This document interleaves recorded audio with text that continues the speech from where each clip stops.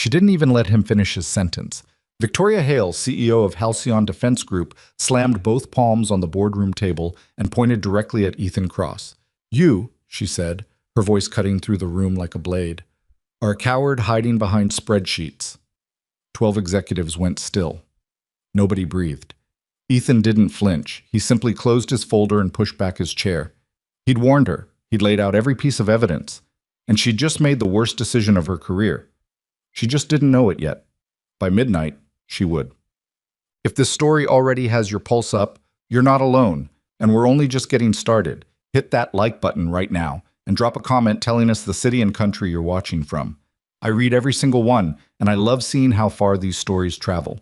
Subscribe to the channel and ring that notification bell so you never miss what's coming next, because the stories ahead are even more intense than this one. Now, let's get into it. The boardroom on the 43rd floor of Halcyon Defense Group's headquarters sat above most of downtown Baltimore's skyline, and on a clear Tuesday morning in late October, the city looked almost peaceful from up there. Almost. Inside the room, the air was anything but. Ethan Cross had been awake since 4 in the morning. Not because he was nervous. He'd stopped getting nervous in boardrooms about the same time he'd stopped getting nervous in war zones, which was to say a very long time ago. He'd been awake because his 7-year-old daughter, Maya, had had one of her bad nights. The kind where she woke up crying and couldn't explain why, and Ethan would sit on the edge of her bed in the dark, not saying much, just being there until her breathing slowed. He'd gotten maybe 3 hours of sleep by the time his alarm went off, and he'd driven to the office with cold coffee and a thermos and a manila folder full of data that he knew no one in that room wanted to hear. He sat at the far end of the conference table, risk analysts didn't get the seats near the windows, and watched the room fill up. Chief Operating Officer Adrian Wolf came in first, pressed and sharp in a charcoal suit, laughing at something on his phone. General Counsel Patricia Hess followed, then the heads of finance, operations, logistics, and government affairs. Last to arrive, as always, was Victoria Hale. She walked in like she owned the room because she did. 49 years old, silver-streaked hair pulled back tight, a blazer that probably cost more than Ethan's monthly rent. She'd built Halcyon from a mid-tier defense contractor into a company chasing a $4.2 billion contract with the U.S. Department of Defense. The Meridian Guidance Contract, one of the most sensitive military procurement deals in a decade. It involved a next-generation navigation system that could theoretically lock onto a target with sub-inch precision from 200 miles out. The kind of technology that made certain governments very nervous and made certain other people very, very hungry. Victoria set her tablet at the head of the table and didn't sit down. She rarely did in these meetings. Standing was a power move. Everyone in the room knew it. Everyone in the room let her have it. "Let's talk about the Meridian recovery," she said, pulling up a slide on the room's main screen. A map appeared. A commercial shipyard outside of Norfolk, Virginia, with a cluster of red markers near the waterfront. "Our courier team lost physical custody of the prototype guidance module 48 hours ago during a transfer gone wrong. NSA has confirmed it's somewhere in this facility. We have a window to move in, retrieve the unit, and get our people out before the Department of Defense audit next Friday." Ethan had read the briefing. He'd read it 3 times, actually, and then he'd spent most of the previous evening running probability assessments on every variable he could identify. He opened his folder. "The window isn't clean," he said. Heads turned. Victoria looked down the table at him with the particular kind of patience that isn't patience at all. "Explain," she said. Ethan didn't rush. He pulled out a printed page and slid copies down the table, 2 by 2. "The facility was flagged by our field contact 22 hours ago as having third-party presence, armed presence. I cross-referenced the vehicle registrations our guy photographed with a Homeland Security database I have access to through our defense clearance, and 3 of those vehicles are tied to shell companies that have previously been linked to a private military outfit called Voss Tactical Solutions." Nobody said anything for a second. "Voss?" said Patricia Hess, frowning. "The mercenary group?" "Former mercenary group," Ethan said. "They went dark about 4 years ago after some trouble in the Balkans. But the operational signature is the same: disciplined, well-funded, patient." He paused. "Whoever has that guidance module right now, they're not just holding it for ransom. They know what it does. They're waiting for a buyer." Adrian Wolf leaned back in his chair. "That's a lot of inference from a parking lot photograph." It's pattern analysis, Ethan said simply. Which is what I do. Victoria had been quiet long enough. What are you recommending? I'm recommending we don't send a private retrieval team into that shipyard, Ethan said. We report the loss to the DoD, we cooperate fully with federal oversight, and we let the proper agencies handle what is now, technically, a federal matter. We take the hit on optics, we take the hit on the audit, and we don't put any of our people into a situation that is almost certainly a trap. The words sat in the room like a stone dropped in water. Adrian cleared his throat. The DoD finds out we lost custody of a prototype guidance system and we lose the Meridian contract. $4.2 billion. Victoria, gone. The contract isn't worth $4.2 billion if 3 of our people get killed trying to retrieve it from armed mercenaries, Ethan said. You don't know they're mercenaries, Adrian said. I don't know they're not. Victoria looked at Ethan for a long moment. There was something in her eyes he couldn't quite read. Not quite contempt, not quite dismissal, something that sat between the two. Then she looked at Adrian, and whatever silent conversation passed between them, it was already decided. The recovery team moves Friday morning, she said. Our window is 0400 to 0600 before the shift change. 6 people, in and out. Victoria. I didn't ask for an objection, Mr. Cross. I asked for a risk assessment. I have one. I disagree with your conclusions. She straightened her jacket. That's what the job is. Ethan put his folder down flat on the table. Then I'd like my objection formally noted in the meeting record. Noted, Patricia Hess said quietly, already typing. Good, said Victoria. She looked at Ethan with that expression again. The one that wasn't contempt, except it was. Is there anything else, or are you finished telling us why we shouldn't try to save $4 billion and our company's reputation? Ethan said nothing. The problem with analysts, Victoria said, and her voice had taken on a different quality now, lighter, almost conversational, which somehow made it worse, is that they spend so much time calculating risk that they forget what it actually takes to lead, to act. She looked around the table, making sure she had the room. She did. She always did. We didn't build Halcyon by hiding from hard decisions. She looked back at him. You're a coward hiding behind spreadsheets, Ethan, and I don't have room for cowards at this table. Not one person spoke. Ethan was aware of 12 pairs of eyes, either looking at him or carefully looking away from him, which was worse. He kept his face very still. He'd learned that in a different kind of room, years ago, the kind of room where showing what you felt could get you killed. He closed his folder. He picked it up. He stood. I'll have my formal resignation on your desk by noon, he said.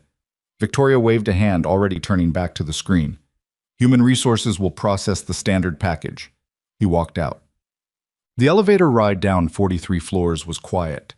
Ethan stared at the brushed steel doors and thought about Maya, about the lunch he'd packed for her that morning. Turkey sandwich, apple slices, the little bag of pretzels she liked. He thought about the grocery list he needed to get to before 5. He thought about a lot of things that were not Victoria Hale or the word coward, because he'd found, over the years, that the fastest way to let something ruin you was to keep picking it up and looking at it. He'd been called worse, in worse places, by people who were currently in federal prisons or in the ground. He sat in his car in the parking garage for about 6 minutes. Then he opened his laptop on the passenger seat and pulled up everything he had on Voss Tactical Solutions. Because the thing was, and he'd said this to no one in that room, because no one in that room would have understood it, Ethan Cross had spent 11 years in naval special warfare before a training injury had ended his operational career. He'd spent 4 of those years working counterinsurgency and hostage recovery in environments where Voss Tactical had shown up as a known variable. He'd read after-action reports. He'd spoken to people who'd gone up against them and people who hadn't survived going up against them. Damien Voss wasn't just a mercenary. He was meticulous, organized. He didn't show up somewhere like a shipyard outside Norfolk because he'd stumbled across a stolen prototype. He showed up because he had a plan, and he'd been developing it for a while. And the plan involved more than just the guidance module. The plan involved somebody on the inside. Ethan opened a new document and started writing. Not because anyone had asked him to, because the pattern was there, and patterns, in his experience, did not stop unfolding just because you'd walked away from the room. He picked Maya up from school at 2:45. She ran to him with a drawing she'd made, a horse, mostly purple, with an extremely long neck. He told her it was magnificent. She told him the horse's name was Gerald. They argued pleasantly about whether Gerald was a good horse name all the way home. He made pasta for dinner. Real pasta, from scratch. Because Maya had decided 2 months ago that boxed pasta was sad pasta, and Ethan had never been able to argue with that logic. While the dough was resting, he sat at the kitchen table with his laptop and kept working. He wasn't sure what he was building exactly. Evidence of what? He was unemployed now. He had no authority, no clearance access as of noon, no standing to report anything to anyone. I was a single father in a Baltimore suburb making pasta from scratch because his daughter thought boxed pasta had feelings. But the pattern kept pulling at him. Voss Tactical Solutions, shell companies, 3 vehicles, a shipyard with a 12-hour window before the shift change, and someone inside Halcyon, who knew exactly when that guidance module would be in transit, exactly which route the courier team would take, and exactly what the retrieval timeline looked like. He pulled up the internal transfer logs that he'd accessed before his clearance was revoked at noon. He was operating in a gray area there, legally, and he knew it. He looked at the timestamps. He looked at the access records. Adrian Wolf had pulled the Meridian Transfer Manifest at 11:47 p.m. the night before the module went missing. That was a strange time to be reviewing transfer logistics. Ethan sat back in his chair and listened to Maya in the next room, talking to Gerald, the purple horse drawing, explaining something about the importance of good posture. He kept working. Victoria Hale left the office at 7:15 p.m. Her driver was sick, which happened twice a year maybe, and both times it happened. Victoria drove herself because she was not the kind of person who called a car service when she had 2 functional hands and a parking spot in the executive garage. She drove a black Audi, and she drove it the way she did most things, with complete confidence that the road would accommodate her. She was thinking about the recovery timeline. She was thinking about the DoD audit. She was thinking about a conversation she'd had with Adrian 3 days ago about contingency planning, and the way he'd been unusually confident that everything would work out. She'd appreciated that at the time. Adrian was her steadiest operator. He'd been at Halcyon for 6 years, built half the government relationships that had made the Meridian contract possible. She turned onto Route 40 heading west and noticed the sedan that had been behind her since the garage. She told herself it was nothing. Baltimore had sedans. This was not unusual information. The sedan was still there when she turned off the highway. It was still there when she turned again, taking a route she didn't normally take, just to see. Her heartbeat did something it very rarely did, which was accelerate without her permission. Her phone rang. Unknown number. She almost didn't answer, but she was Victoria Hale, and Victoria Hale did not avoid things. "Yes," she said. "Ms. Hale." The voice was very calm, male, accented in a way she couldn't immediately place. Eastern European, maybe. "I'd recommend you pull over at the next intersection. There's a parking lot on your left. Please do so now." Who is this? Someone who knows where you're going and what you're planning to do when you get there. A pause. "Please pull over, Ms. Hale. We'd like to have a brief conversation." She did not pull over. She accelerated. The sedan came up alongside her. The passenger window came down. The man in the passenger seat held up something in his left hand, a phone displaying a photograph. Even at highway speed in the dark, she could see what the photograph was. The guidance module. And next to it, the faces of 3 people she recognized as members of Halcyon's security team. She pulled over. The sedan pulled in front of her. 2 men got out. They were dressed in unremarkable clothes, dark jackets, jeans, and moved with a particular kind of economy she registered before she could process why it registered. They weren't rushing. They weren't shouting. They were simply covering the distance between the sedan and her driver's door with the quiet certainty of people who'd done this before and knew how it was going to end. The door opened. She hadn't unlocked it. She didn't know how that was possible, and then she didn't have any more time to wonder. "Ms. Hale," said the man from the phone call, who was now leaning in through the open door with his calm voice and his calm face. "I really do apologize for the inconvenience, but we have some things to discuss, and this seemed like the most efficient way to arrange a meeting." She reached for the emergency button on her phone. He was faster. "Your staff will know you're missing by morning," he said, not unkindly. "How long it takes anyone to find you will depend entirely on how cooperative you decide to be." The door closed. The sedan's engine turned over. Victoria Hale, CEO of a $4 billion defense company, sat in the back seat of a car she didn't know, driving toward a location she couldn't identify, and thought, for the first time in a long time, about the manila folder, about the printed pages that had come sliding down the conference table that morning, about a man she'd called a coward in front of 12 witnesses. She thought about that for a long, silent time.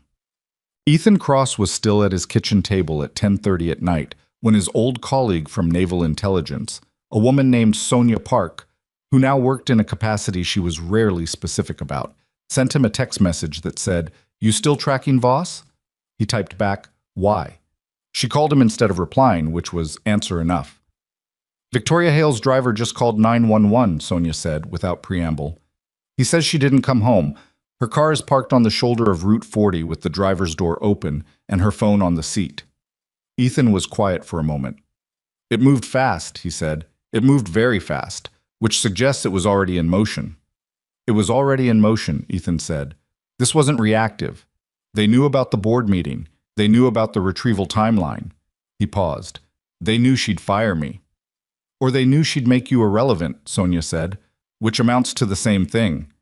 Ethan closed his laptop. He looked across the dark kitchen at the little purple horse drawing that Maya had taped to the refrigerator.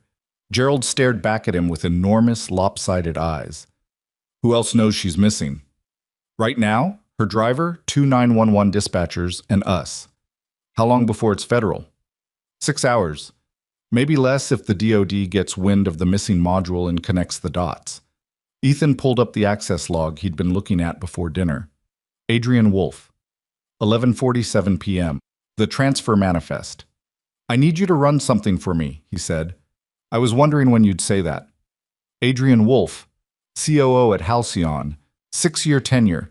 I want everything. Financial, travel, communications, if you can get it. That's a big ask for someone who technically resigned this morning. I know. Sonia was quiet for a beat. Give me an hour. Take 2, Ethan said. I need to make sure Maya's asleep first.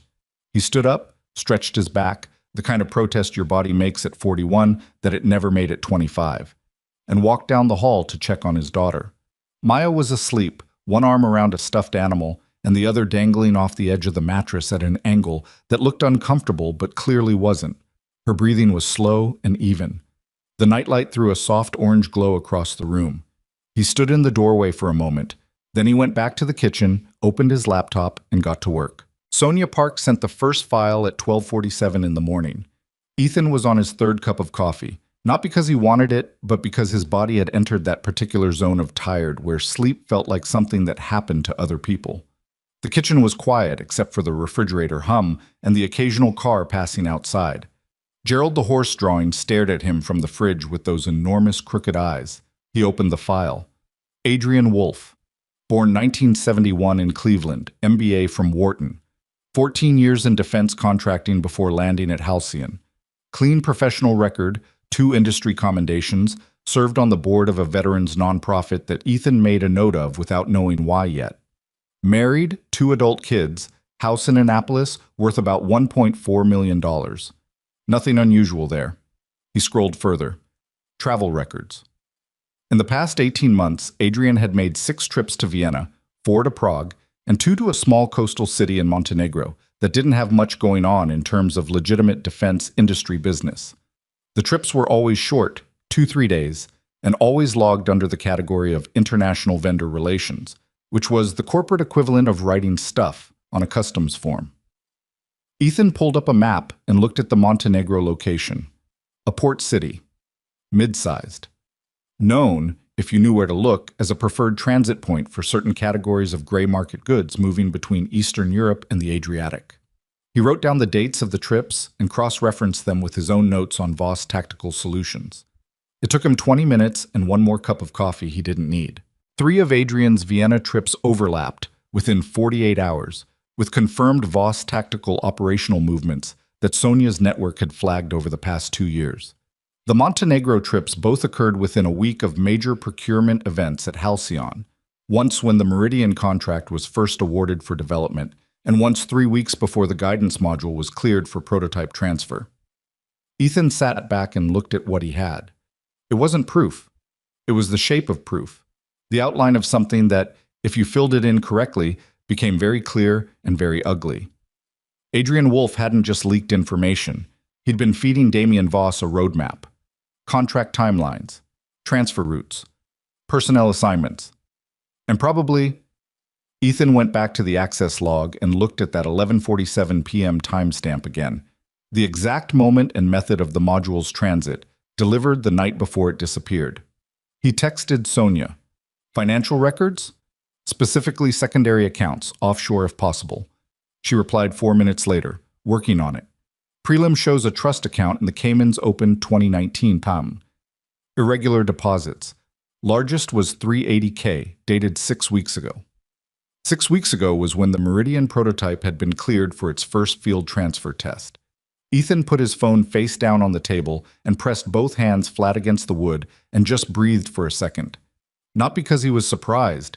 The pattern had been pointing here for hours, but because there was a difference between following a pattern in the abstract and arriving at the place where it led, and the place where this one led meant that Victoria Hale was being held by professionals who had been planning this for at least 18 months with inside help, and that the 6-person retrieval team Halcyon was planning to send to that shipyard on Friday morning was walking into something that had been specifically designed to swallow them whole. He picked his phone back up. "I need you to dig into Voss's current operational capacity," he said when Sonia picked up. "Not historical, current. Who's he running? How many? What kind of firepower?" "That's harder," Sonia said. She sounded tired too, which for her meant nothing because Sonia Park had operated on less sleep than most people thought was survivable and had never once complained about it. "He's been dark for 4 years. He's not dark anymore."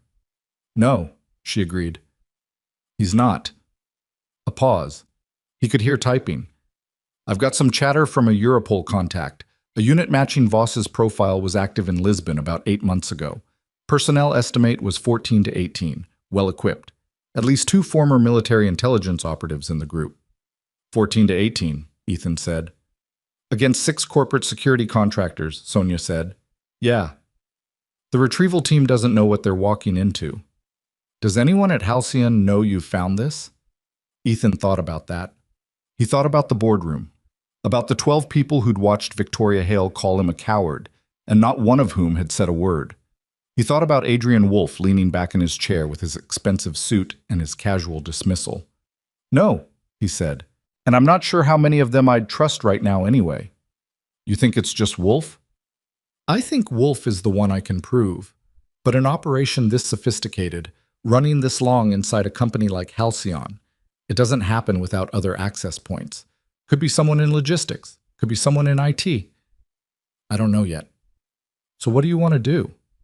Ethan looked at the kitchen, at the refrigerator drawing, at the sleeping house around him. "I'm going to need some things," he said. He drove Maya to school himself the next morning, which was a Wednesday. She ate cereal in the back seat, technically not allowed, practically unavoidable, and told him about a book she was reading where a horse could talk and had opinions about geography. He listened to all of it. He asked questions about the horse's opinions on specific continents. She had answers for all of them. He watched her run through the school's front doors and kept watching until the doors closed behind her. Then he sat in the car and called his neighbor, Mrs. Okafor, who was 71 and retired and had a very large television and genuinely seemed to enjoy Maya's company. "I might need to be away for a night," he said. "Possibly 2. "Work?" she asked. "Something like that." "I'll make her the rice she likes," Mrs. Okafor said, and that was that. He drove home and went to the basement. The basement was finished, which was a generous word for it. It was dry-walled and carpeted and had a dehumidifier that ran year-round. One wall held shelving with holiday decorations, Maya's baby things in labeled boxes, and a collection of paperback thrillers that Ethan had bought at library sales and never quite gotten around to reading. The far wall had a locked steel cabinet that didn't match anything else in the room. He opened it. He wasn't the kind of person who explained the cabinet. He didn't think of it as paranoia or preparation or any particular philosophy. It was simply the result of 11 years spent in environments where the unexpected happened constantly, combined with a very specific understanding of how quickly ordinary life could change. He kept the cabinet current, maintained, and legal. He'd never expected to open it for something like this. He stood there for a moment looking at what was inside. Then he started making decisions. The Halcyon corporate campus had two main security checkpoints: an employee badge system that updated access permissions within 4 hours of termination, and a visitor registration process that required a host sponsor to approve entry 24 hours in advance.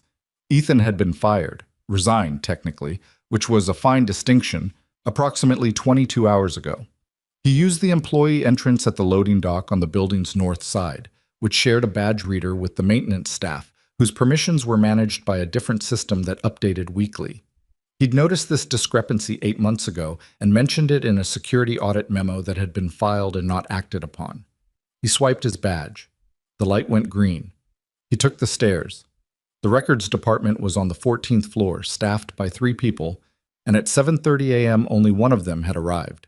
A young man named Terrence who wore the same rotation of 3 sweaters and was extremely focused on his coffee and his monitor, and not on the door to the adjacent record storage room, which Ethan accessed with a key that had been cut from the master 6 years ago by someone who was no longer at the company and whose key had never been formally deactivated. He needed 20 minutes. He took 18. What he pulled wasn't dramatic. No single file contained the whole picture. It was fragments, the way it always was. Vendor correspondence, internal transfer approvals, anomalous budget line items in the government relations department. A series of meetings between Adrian and a consulting firm called Meridian Bridge Partners, which was either an extraordinarily ironic coincidence or exactly what it looked like, that had no digital footprint anywhere in Halcyon's public vendor registry. He photographed everything with his phone. He put everything back where he found it. He was back in the stairwell when his phone buzzed with a text from Sonia. Voss is at the shipyard. Satellite confirms activity consistent with a holding operation. At least 3 structures occupied. Thermal signatures suggest 12-plus individuals. He stopped on the landing between 11 and 12 and read that twice. Holding operation. Not just a storage setup for the guidance module. A holding operation meant people. Controlled, contained, monitored. Victoria's 3 security team members from the photograph. Probably Victoria herself now. He typed back. How long has it been active? Best estimate, 72 hours. Predates the module theft. That stopped him again. The shipyard operation had been set up before the theft, which meant the theft hadn't triggered the plan.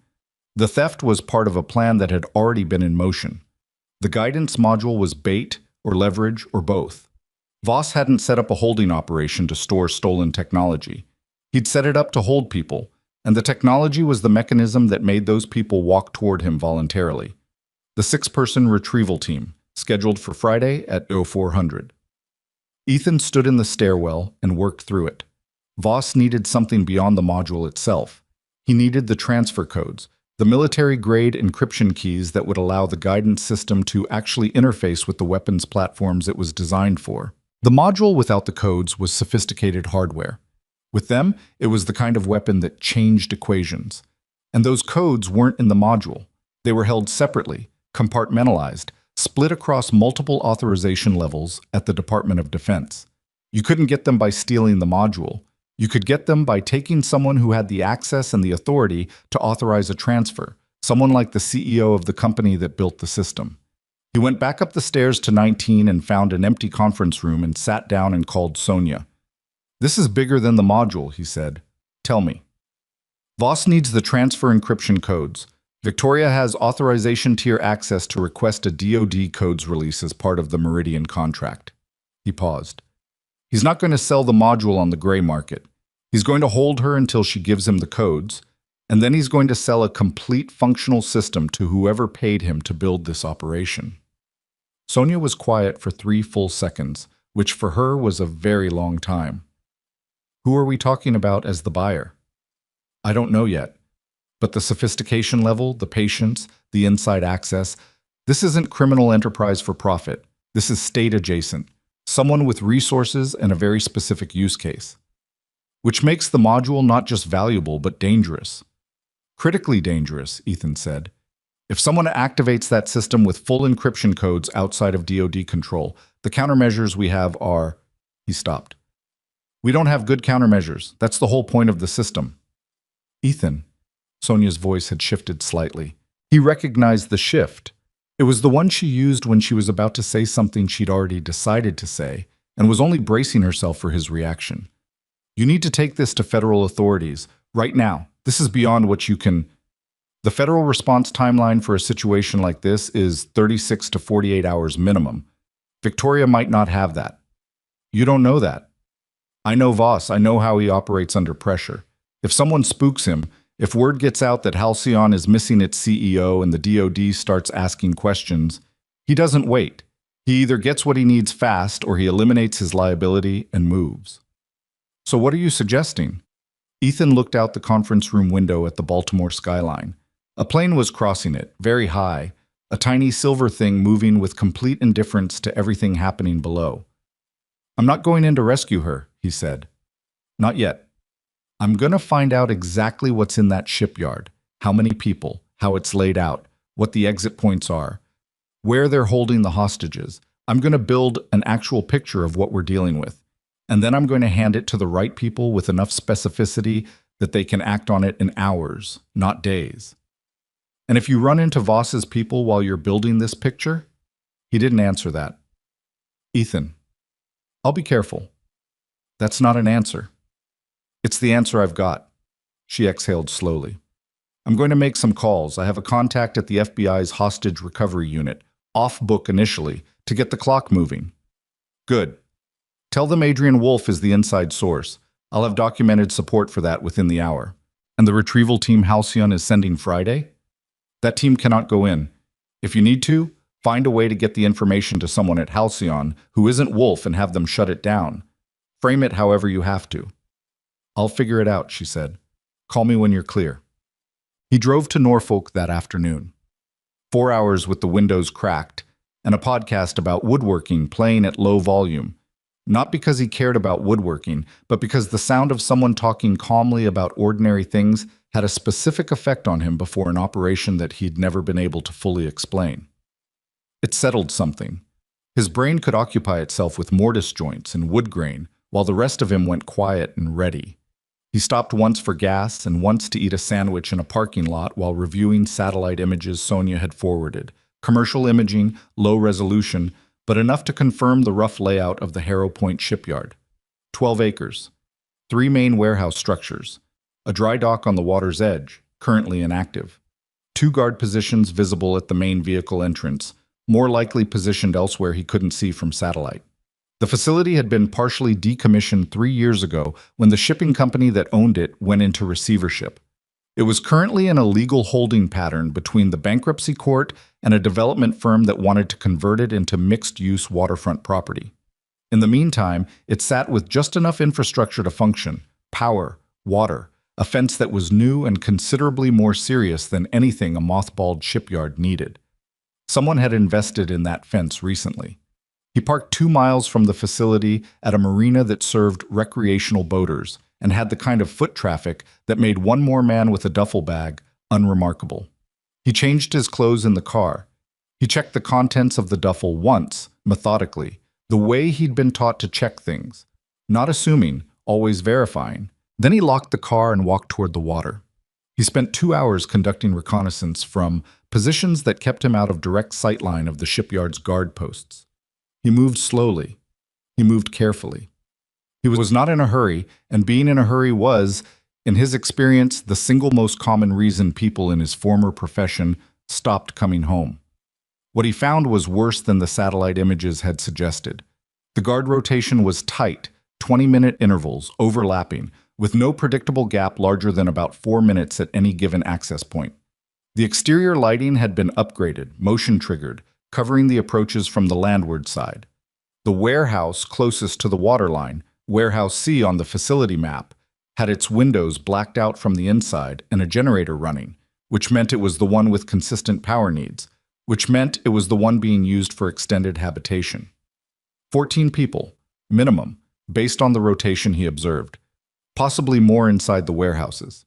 At one point, moving along the fence line near the water, he got close enough to hear a radio crackling inside one of the guard positions. The language was not English. It took him a moment to place it. A mix, actually, Two men talking across each other, one in Serbian and one in something Baltic he couldn't pin down precisely. Former Yugoslav military, possibly. Or former Eastern European intelligence service. The kind of people Voss had always recruited, disciplined, trained, and deeply pragmatic about who signed the checks. He took notes. He photographed what he could. He built the picture. It was nearly 10 at night when he got back to the marina and sat in his car and typed up a complete operational assessment, entry points, guard schedules, personnel estimate, probable hostage location, structural layout, based on what he could observe and what matched the original facility blueprints he'd pulled from the county's public records database. He sent it to Sonia with a voice note. "This is enough for a federal entry plan. Tell your FBI contact they need to move by Thursday night at the latest, before Halcyon's retrieval team creates a situation. And tell them to pull Adrian Wolf in for questioning now. If he gets wind that anyone's onto this, he'll warn Voss and those hostages are dead before sunrise." He called Mrs. Okafor to check on Maya. "She's asleep," Mrs. Okafor said. "She made me look at that horse drawing for 45 minutes. "Gerald," Ethan said. "She told me he has opinions about South America." "He does," Ethan said. "He's very firm about it." He hung up and leaned his head back against the headrest and stared at the ceiling of his car. The marina was quiet. Somewhere out on the water, something knocked gently against a dock in the rhythm of small waves. He thought about Victoria Hale in that warehouse. He thought about what it must be like for her, a woman who had operated from a position of absolute control for so long that she'd stopped being able to imagine what the absence of it felt like. She was experiencing it now. In a blacked-out warehouse with armed men outside and no phone and no leverage and no boardroom to command. He wasn't enjoying that thought. He'd expected to, maybe, in the way you sometimes expect to feel satisfaction about things that turn out, when they actually arrive, to feel like nothing worth having. I didn't enjoy it. He just wanted her out of there. He wanted all of them out of there. He wanted to go home and tell Maya about Gerald's opinions on geography and make sure she ate breakfast and took her lunch to school and had a normal day, because normal days, he'd learned in the hardest possible school, were the thing worth protecting. His phone buzzed. "Sonia. FBI contact is moving. Hostage recovery unit briefing at EO 600 Thursday. They want your assessment in person. Can you be in D.C. by morning?" He looked at the time. Nearly 11 p.m. Washington was 3 hours away in light traffic. Less if he drove now. "Yes," he typed back. He started the car, and then stopped. Because another text had come in, not from Sonia, from a number he didn't recognize with a Baltimore area code. The text contained 3 words and an image. The words were, "We know you." The image was a photograph of his car, his actual car, taken from close range, in the marina parking lot, less than an hour ago, while he'd been walking the fence line 2 miles away. Someone had found him, and they were telling him they'd found him, which meant they wanted him to know, which meant this was a message, not an action. He scanned the parking lot through all his windows. Nothing moved. Boats rocked quietly in their slips. A light over the marina office buzzed faintly. He thought about the text for about 30 seconds. Then he pulled out of the parking lot and headed north toward Washington, taking a route he hadn't planned, watching his mirrors the entire way. If Voss knew who he was, and this text suggested someone in that operation did, then everything had just changed. The careful procedural handoff to federal authorities was still the right play, but the clock had gotten a great deal shorter. He drove north through the dark and didn't touch the radio. He didn't need woodworking podcasts anymore. That part of him had already gone quiet, in the old way, the way it used to go quiet before something hard and necessary that he'd learned years ago he was very good at. Part 3. Phantom Harbor. The FBI field office in Washington didn't look like much from the outside, which was probably the point. Ethan arrived at 5:48 a.m., 12 minutes early, which was how he arrived at everything. A woman in a navy blazer met him in the lobby, checked his ID twice, and walked him through 2 security doors without saying anything beyond "this way." He appreciated that. People who filled silence with small talk when there was actual work to do had always made him mildly anxious. The briefing room had a long table, a wall screen, and 4 people already seated when he walked in. He recognized the type before he recognized any faces. The particular brand of tired and focused that came from people who'd been working through the night on something that mattered. Special Agent Carol Drummond ran the FBI's hostage recovery unit out of the DC field office, and she stood up when Ethan entered with the energy of someone who'd had too much coffee and not enough sleep and had made peace with both. "Mr. Cross," she said, "Sonia speaks highly of you." "Sonia speaks carefully about everyone," Ethan said. "Highly is relative." That got a small smile. "Sit down. We've gone through your assessment. I want to walk through it point by point because there are some things that don't add up for me, and I'd rather know why now than find out at the wrong moment." He sat. "I went through it with them for 90 minutes. The guard rotation, the thermal signatures, the facility layout, the generator in Warehouse C, the language he'd heard on the radio. They pushed back on some of his estimates, which was right. He adjusted where he thought the pushback was valid and held his ground where he didn't." Drummond watched him with the particular attention of someone deciding whether to trust a resource or a liability. At the end of it, she leaned back and folded her hands on the table. "You identified 14 personnel minimum," she said. "Our own surveillance team confirmed 16 as of 0400 this morning. You estimated 3 hostages based on the photograph. We believe there are 4, the 3 Halcyon security contractors and Victoria Hale. Confirmed she's in Warehouse C? Thermal patterns suggest 4 individuals in a contained section of that structure consistent with a holding room." "Yes." Ethan nodded. "I want to talk about Damian Voss," Drummond said. "Your assessment notes that he's personally present at the facility. How confident are you in that?" 70%, Ethan said honestly. "The operational signature matches his pattern. The rotation intervals, the communication protocol I observed, the fact that nothing feels improvised. Voss runs tight operations. This is tight." He paused. "Also, the text I received last night." Drummond looked at the agent to her left, who pulled up something on a tablet. "We know you," she repeated the text. "You think Voss sent that personally? Or had it sent? Either way, someone in that operation identified me from a distance, ran me, and decided to let me know they had." He kept his voice even. "That's a Voss move. He likes people to understand what they're dealing with before they make a decision they can't take back." "He knows your history?" "We've been in adjacent spaces before. Operationally, he would know the name Phantom Harbor." He said it matter-of-factly, the way you say the name of a place you used to live and don't go back to. "Whether he knows the name connects to me specifically, I don't know. If he does, that changes his calculus." Drummond wrote something down. "Explain that." "Voss respects specific things," Ethan said. "He respects planning. He respects patience. He respects demonstrated capability. If he knows who I am, what I did operationally, he's not going to send 2 guys to stop me from talking to the FBI. He's going to move his timeline. He'll know that once I'm sitting in a room like this, the clock is no longer his." "So we move Thursday night," Drummond said. "I'd move Thursday night regardless," Ethan said. "Adrian Wolf is still in play. You need to pull him before this afternoon, or he'll find out through other channels that something is moving." "Wolf is in custody as of 40 minutes ago," Drummond said. "We picked him up at his house in Annapolis. He's currently in an interview room with 2 of my agents and a lawyer he called at 4 in the morning, which tells you something about how prepared he was for this possibility." Ethan looked at her. "He lawyered up immediately?" "Before they finished reading him his rights. Then he knew this was coming eventually. He's been sitting on an exit strategy." Ethan thought for a second. "He may have a communication protocol with Voss, a check-in signal. If he misses it, Voss will know something has changed." Drummond was already looking at the agent with the tablet. "Find out what his communication schedule with Voss looks like. If there's a check-in window, we need to know when it is and whether we can delay it." She turned back to Ethan. "Is there anything else in your assessment you want to flag before we move into operational planning?" Ethan thought about the text, about the photograph of his car, taken while he'd been 2 miles away thinking he was alone. "One thing," he said. "Whoever took that photograph of my car, they didn't follow me to DC. I checked, which means they let me go. Voss made a decision to let me walk to this meeting." He paused. "I want to understand why, because it's not a decision he makes without a reason." The room was quiet for a moment.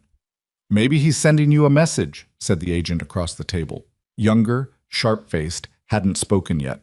"Back off or it gets worse." "Maybe," Ethan said.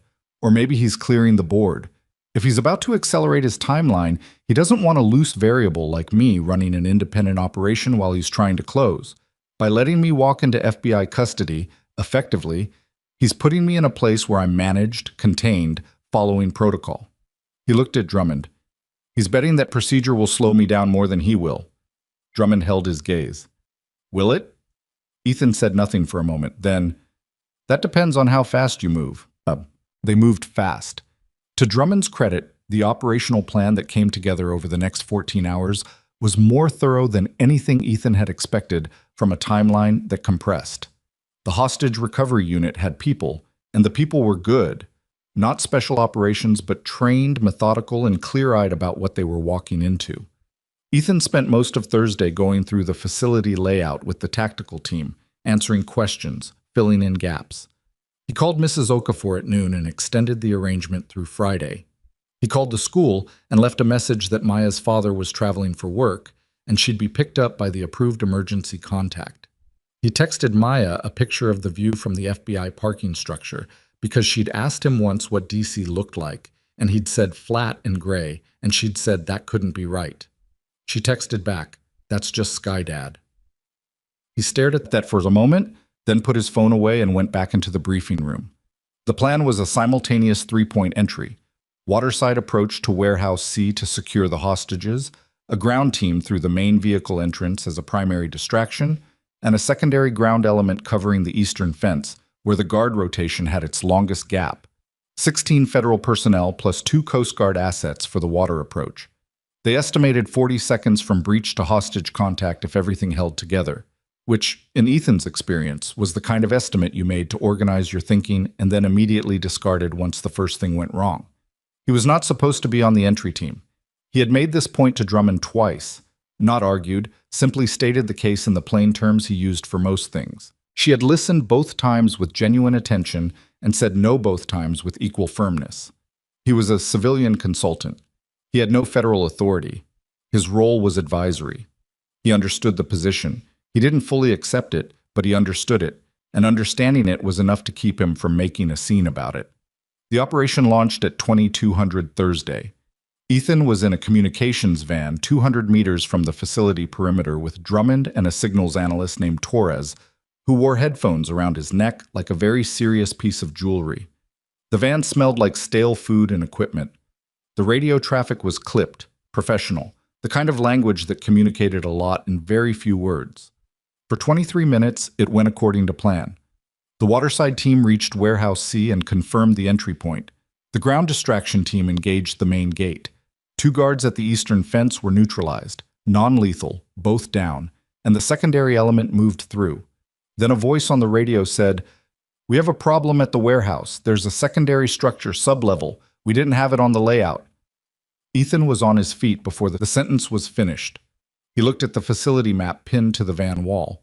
There was no sublevel on the county's public records blueprints, which meant it had been added, or it had been hidden, or both. "How deep?" Drummond said into her radio. "Unknown. Access point is a floor hatch in the northwest corner. It's locked from below." "Thermal?" "Couldn't penetrate the subfloor. We had no idea."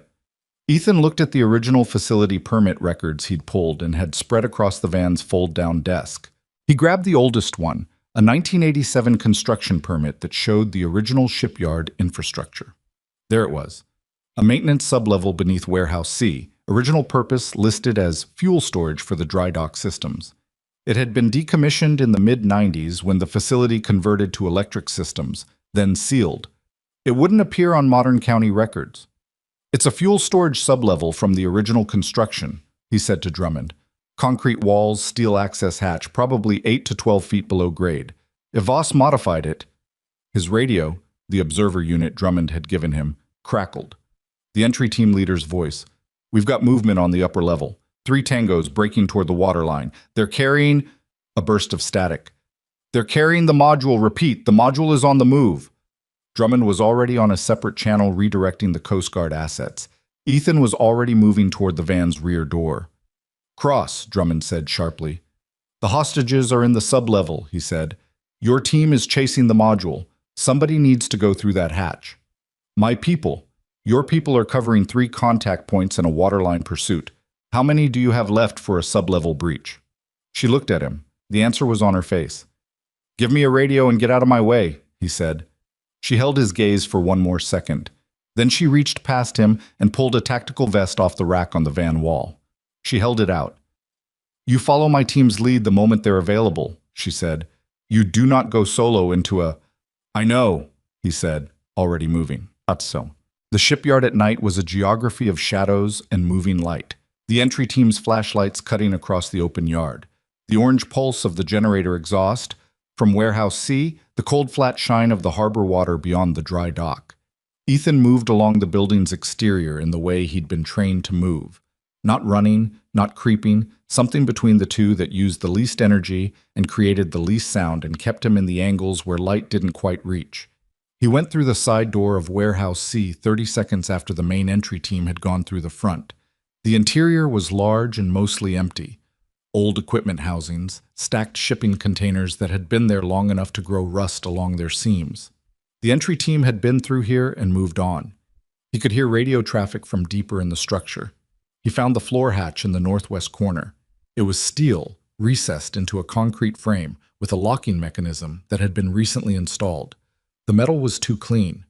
He crouched and looked at it for a moment, running his options. He didn't have breaching equipment. He had what was in the vest Drummond had given him and what he'd brought himself, which was enough for some things and not enough for others. He pressed his ear to the hatch. From below, faint, but there, voices. At least two, neither of them calm. He knocked on the hatch. 3 times, firm. Silence. He knocked again, in a pattern. 2 quick, 1 slow, 2 quick. The old extraction signal. It had been standard in Navi-SOF operations for a specific period that not many people would remember. From below, after a pause that lasted long enough for him to wonder if he'd miscalculated everything. 2 quick knocks. 1 slow. 2 quick. Someone down there knew that signal. He stood and looked at the lock again and made a decision. He'd been told categorically not to make alone, and then he made it anyway, because in his experience, the distance between the right decision and the authorized decision was sometimes navigable and sometimes it wasn't. It took him 4 minutes and most of a multi-tool he'd been carrying for 6 years. The mechanism was good, but not exceptional. Designed for containment, not for defeating someone who'd spent years learning exactly this kind of problem. The hatch came up with a groan of metal and released a rush of stale, damp air. The sublevel was maybe 10 feet deep, a concrete box with a low ceiling, old pipe housings along the walls, a battery-powered lantern in the corner that threw everything in pale yellow. 3 people were on their feet before he was halfway down the ladder. A 4th was sitting against the far wall, arm at a bad angle. He didn't look for Victoria first. He took in the room, assessed the exits. There was only the one he'd come through. Confirmed there were no other individuals present, then turned to the hostages. She was standing in the middle of the room, and she looked like someone who had spent 40 hours in a concrete box with 4 people and no natural light, and whatever fears she normally kept very carefully managed. Her hair had come down from its usual arrangement. She had a bruise along her left cheekbone that was going to look bad for a week. She was still standing straight, which told him something. She looked at him for a long moment. He watched something move through her face that he couldn't quite name. Not relief, not surprise, something more complicated than either one. "You," she said. "Me," Ethan said. I was already moving to the injured man in the corner. "What's his status?" "Dislocated shoulder," said one of the security contractors. A woman, mid-30s, holding herself with the careful stillness of someone managing pain. "He got it when they brought us in. They didn't touch us after that, just left us down here." "Can he move?" "If you help him." "We need to move in the next 3 minutes," Ethan said. "There's a federal team above us, but they're occupied. Once they have the perimeter controlled, they'll be here. Until then, I'd like everyone to be ready to walk." He looked at the contractor with the managed pain. "What's your injury?" "Bruised ribs? Maybe cracked? I'm functional." "Good." He looked at the other 2 contractors, both upright, both scared, both holding it together. Then he looked back at Victoria. "Any of you have information about what's above us right now? Guard positions? Personnel you saw?" One of the contractors, a heavy-set man named Ethan read his ID badge. Garrett nodded. "There were 3 of them stationed inside the warehouse when they moved us down here, armed. 2 more came and went." "The 3 went for the water," Ethan said. 2 more are accounted for. Anyone else you saw regularly? There was a man, Victoria said. Her voice was steady, which cost her something. He could see it in her jaw. He came down twice.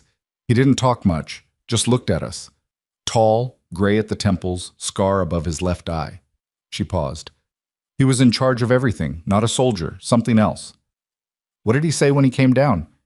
The second time, he looked at me specifically and said, She stopped, steadied. He said he knew someone was coming. He said it like he was satisfied about it. Ethan absorbed that. Voss had known the federal response was in motion. He'd moved the module to the water to draw the pursuit, and he'd left the hostages in the sublevel. Not because he'd miscalculated, but because he'd made a choice. The module mattered more than the leverage, which meant he either already had what he needed from Victoria, or he'd abandoned that approach entirely and moved to a pure asset sales strategy. And this was the thought that sharpened everything.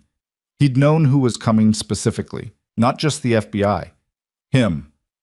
He looked up at the open hatch. We need to go, he said. Now. On my lead, stay close. Don't run unless I run. The yard should be clearing, but stay behind cover until we're clear of the main structure. He helped the injured contractor to his feet, got the man's good arm across his shoulders, and climbed the ladder. The warehouse above was still empty. Radio traffic in his earpiece told him the ground team had the main yard secured and the waterside pursuit was ongoing. He moved the group toward the side door. They were halfway across the yard, heading for the fence line where the secondary ground element was positioned, when Ethan heard footsteps behind him. Not running, walking, steady and deliberate, and stopped. He turned. Damien Voss stood 30 feet away in the open yard with his hands at his sides and the harbor at his back. He was exactly as Victoria had described, tall, gray at the temples, a scar above his left eye that caught the ambient light. He was not pointing a weapon. He was simply standing there, in the manner of someone who had already decided how this was going to go. I heard you were coming, Voss said.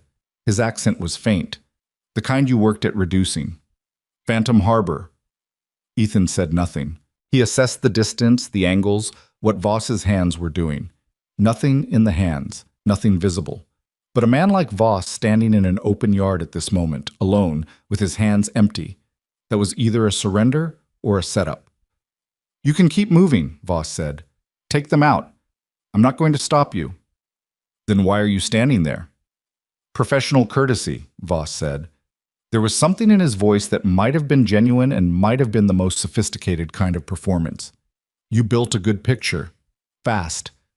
I expected another day before you had enough to move. I've had more time to think about you than you realize, Ethan said. Voss nodded slowly. His eyes moved briefly to the group behind Ethan, the contractors, Victoria, the injured man, and then back. The module is already gone, he said. My people are on the water. You won't catch them tonight. My people will. Maybe. A pause. There's something you should know. The module, without the encryption codes, it's inert. Your CEO never gave them to us. She held out. He said it without admiration, just information. 40 hours and she never gave them up. Ethan didn't look back at Victoria. He kept his eyes on Voss. I'm telling you that, Voss said, because it matters. For what comes next. What comes next is federal agents, Ethan said, and you have about 90 seconds before they're in this yard. I know. Voss looked at him with an expression that was difficult to read and didn't try to simplify itself. You were good at this. Before. I read everything I could find about Phantom Harbor after I found out you were at Halcyon. I wondered why a man like that was sitting in an office checking risk spreadsheets. I have a daughter, Ethan said simply. Something crossed Voss's face. Not softness, he wasn't a soft man, but something that acknowledged the answer as complete and sufficient. Go, Voss said. You're not running, Ethan said. It wasn't a question. I'm tired of running, Voss said quietly. And for the first time, the performance quality dropped out of his voice entirely, and what was left underneath was just a man who had been doing a very specific kind of work for a very long time and had arrived somewhere he hadn't entirely planned for. Ethan looked at him for one more second. Then he turned and moved the group toward the fence. Behind him, he heard Voss's voice one more time, not directed at him, just spoken into the yard as the first federal agents came around the warehouse corner with their weapons up and their lights on. "It's done," Voss said. To no one in particular, or to the night, or the water, or whatever a man speaks to when he's finished being what he made himself into. Ethan didn't look back again. He got them through the fence. He got the injured contractor into the hands of the medical team that was staged 50 meters out. He got the other three, Garrett, the woman with the ribs, and a young contractor who hadn't said a word through any of it and was shaking very quietly, to the same point. He gave a 6-second verbal handoff to the agent who met them and then stepped back. Victoria was standing just outside the medical tent. Someone had put a foil blanket over her shoulders, the emergency kind, which she held with the distracted manner of someone who'd been given something and hadn't decided yet what to do with it. The bruise on her cheekbone was darker in the field lights. She was looking toward the shipyard, where the federal team was completing its sweep, where Damien Voss was presumably now in handcuffs, where the operation that had been 48 hours in becoming was now in its final phase. Ethan stood beside her for a moment. Neither of them said anything. The harbor was very black beyond the lights, and somewhere out there, Coast Guard assets were running down a boat with 3 men and a guidance module on it. The radio in his earpiece said they had a visual, said they were closing, said stand by. He waited. Beside him, in a voice that had none of the boardroom in it, none of the command, none of the performance, just a person at the far end of a very long 40 hours. Victoria said, "How did you know to look?" "Pattern analysis," Ethan said, "which is what I do." She was quiet for a moment. Then she said, "The module, I know. They wanted the codes. I didn't." "I know," he said again. "Voss told me." She turned to look at him then, and he looked back, and there was something in the space between them that wasn't forgiveness and wasn't resolution. Those were words for things that took longer than one night, but was the beginning of a person being seen clearly and knowing it, which is its own uncomfortable thing. "They're going to want a full debrief," he said. "Tonight. Are you okay to do that?" "Yes," she said. "Then let's go in." They walked toward the lights together, through the cold harbor air, and his earpiece crackled one more time with the Coast Guard's voice. "Package recovered. 3 in custody. All crew secure." The module was back. The damage it had caused, the 40 hours, the bruised ribs, the dislocated shoulder, the thing that had been built so carefully over 18 months inside Halcyon's walls. That was a different accounting. That would take longer. Some of it wouldn't be recoverable at all, and everyone involved knew it, even if nobody was saying it yet. Ethan Cross walked into the lights and let an agent with a clipboard take his name, and thought about pasta from scratch, and a drawing of a purple horse on a refrigerator, and what he was going to tell Maya about where he'd been. He decided on the truth, edited, scaled for 7 years old, but the truth. She deserved that. Most people did, in his experience. They just weren't always offered it. The debrief lasted until 4 in the morning. Victoria sat in a federal interview room that smelled like old coffee and carpet cleaner, and answered questions for nearly 6 hours. She answered all of them. She didn't deflect, didn't qualify, didn't ask to pause for legal counsel, which her attorney, who had arrived at midnight in a state of barely concealed panic, strongly recommended 3 separate times. She waved him off each time. She'd spent 40 hours in a concrete sublevel with 4 people, and whatever thoughts came to a person when the noise of their ordinary life was completely stripped away, and what she'd arrived at, somewhere around hour 30, was that the time for managing perceptions was finished. She told them everything she knew about the Meridian contract, the transfer logistics, every conversation she'd had with Adrian Wolf in the past 6 months that now looked different in retrospect. She told them about the phone call on Route 40, the men who'd opened her locked car door, she still didn't know how, and the drive to the shipyard that she'd spent memorizing details because she was the kind of person who, even frightened, defaulted to cataloging information. She told them about Damien Voss's 2 visits to the sublevel, the way he'd looked at her both times, what he'd said, and what he hadn't said, she said. He laid out the authorization pathway in detail. He knew the system better than some of my own engineers. She paused. He told me that the codes would be transferred to a foreign buyer and that the guidance system would be operational within 30 days. He said this matter-of-factly, like he was reading a schedule. Did he indicate who the buyer was? The lead interviewer asked. He didn't name anyone, but he made a reference to, he said the buyer had been patient, that they'd been waiting for this capability for some time. She looked at the table. He said it as a way of explaining why he couldn't afford to wait any longer, why he needed the codes quickly. The interviewer wrote something down. And you declined to provide them each time he asked. Yes. Even given the circumstances. Victoria looked up. Yes, she said again, more simply this time, without the weight she'd put on it the first time. It wasn't pride. It was just the fact of it, stated plainly. The interviewer nodded and moved on. Her attorney exhaled quietly beside her. She didn't see Ethan that night. By the time her debrief ended and she'd been taken to a secure hotel with 2 agents posted outside and instructions not to contact anyone until morning, she didn't know where he was or what was happening with the rest of the operation. She lay on the hotel bed in the clothes she'd been wearing for 2 days and stared at the ceiling and thought about the 40 hours and what they'd rearranged in her. She didn't sleep until nearly sunrise, and even then it was the thin, restless kind. Ethan was home by Friday afternoon. He drove back from Washington in the same car with the same cold coffee thermos and stopped at the school to pick up Maya himself, which surprised her in the way good things surprise children, completely, with immediate physical expression. She launched herself at him from the bottom of the school steps, and he caught her and held on a beat longer than usual, which she tolerated before announcing that she needed to tell him something important about Gerald. Gerald, it turned out, had developed opinions about Rivers. He listened to all of it. He made dinner. Actual dinner, not pasta this time, chicken and roasted potatoes, which was Maya's second favorite. And they ate at the table, and she told him about her 2 days with Mrs. Okafor and her theory that Mrs. Okafor secretly preferred cats to people, which she said without judgment, as a factual observation about the world. After she was in bed, Ethan sat at the kitchen table with his phone and read the news. It hadn't broken yet. Not fully. There was a brief item about a federal law enforcement operation at a Norfolk commercial facility. No details, no names.